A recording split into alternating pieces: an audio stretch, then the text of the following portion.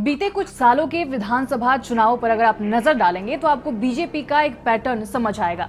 और वो पैटर्न ये है कि विधानसभा चुनावों से पहले बीजेपी या तो अपना मुख्यमंत्री का चेहरा बदल देती है या विपक्षी दलों के नामी चेहरों को अपने साथ जोड़ लेती है।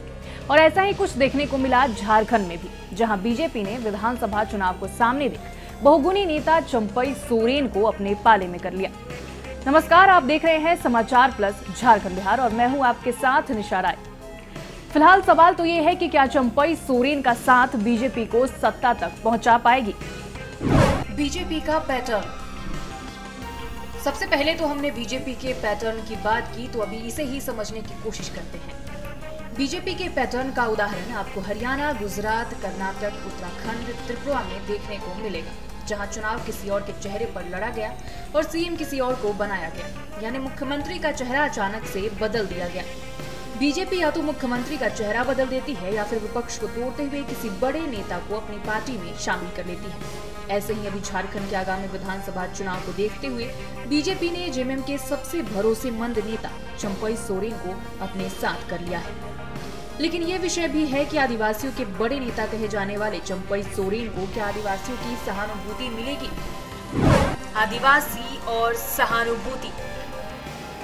इस बात से इनकार नहीं किया जा सकता कि कोल्हान टाइगर को आदिवासी मुद्दा और सहानुभूति का फायदा आगामी विधानसभा चुनाव में मिलेगा, क्योंकि जिस चंपई को जेएमएम ने ठुकराया और सीएम की कुर्सी से हटाया, उसे बीजेपी ने गले लगाया है। उस वक्त ये भी जानकारियां मिल रही थी कि पार्टी के कार्यकर्ता चाहते थे कि आगामी विधानसभा चुनाव तक चंपई सोरेन को ही सीएम रहने दिया जाए, ताकि आदिवासियों की सहानुभूति भी मिलती रहे और चंपई सोरेन के आत्मसम्मान को ठेस भी ना पहुंचे। लेकिन ऐसा हुआ नहीं और अब जानकारों का ऐसा मानना है कि हेमंत सोरेन के इस फैसले के बाद सहानुभूति जेएमएम के साथ हो सकती है, लेकिन चंपई सोरेन को कोल्हान के इलाके में ज्यादा सहानुभूति मिलने की संभावना है। बीजेपी की मुश्किलें। 2019 से बीजेपी की मुश्किलें तब बढ़नी शुरू हुई जब सत्ता में परिवर्तन की लहर देखने को मिली। वहीं दूसरी ओर 2024 के लोकसभा चुनाव में आदिवासी आरक्षित 5 सीट बीजेपी हार गई। ऐसे में बीजेपी के सामने सबसे बड़ी मुश्किल ये है कि वो आदिवासी वोटर को अपनी ओर कैसे खींचे। हालांकि इसके लिए केंद्र में बैठी बीजेपी की सरकार पूरी कोशिश में लगी है और इस दौरान आदिवासियों को लुभाने के लिए कई योजनाओं के वायदे भी किए जा रहे हैं। लेकिन अभी भी राज्य की सत्ता पर काबिज हेमंत सरकार उनकी योजनाओं पर भारी पड़ते नजर आ रही है। बीजेपी को अब ऐसा लगने लगा है कि मरांडी और मुंडा से ज्यादा उपयोगी चंपई हो सकते हैं। सियासी गणित और चंपई सोरेन।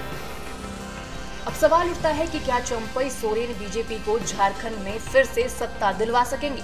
अगर चंपई सोरेन के सियासी गणित को समझा जाए तो वे इतने मजबूत तो हैं कि अपने किले पर झंडा गाड़ दें। लेकिन ये कहना गलत होगा कि सत्ता वापसी अगर होती है तो इनकी भूमिका अहम होगी, क्योंकि चंपई सोरेन झारखंड में राजनीतिक रूप से असरदार संथाल जनजाति के बड़े नेता है, लेकिन हेमंत सोरेन भी इसी जनजाति से है। ऐसे में चंपई सोरेन के लिए भी मुकाबला उतना ही टक्कर का है। चंपई सोरेन कोल्हान क्षेत्र से आते हैं। जनगणना के मुताबिक कोल्हान से आदिवासी आबादी करीब 42% है, जो पूरे झारखंड में सबसे ज्यादा है। ऐसे भी झारखंड की राजनीति का सूत्र कहा जाता है कि आदिवासियों के दिलों को जीतना, यानी झारखंड की सत्ता को जीतना।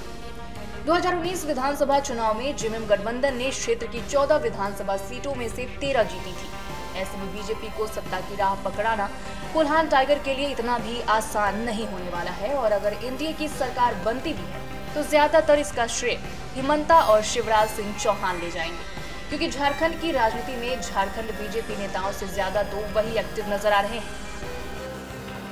इतना तो साफ नजर आ रहा है कि इंडिया गठबंधन जहां योजनाओं की झड़ी लगा रही है, तो वहीं इंडिया गठबंधन केंद्र की योजनाओं के साथ दूसरे राज्यों के नेताओं को भी बुलाकर रणनीति के तहत काम कर रही है।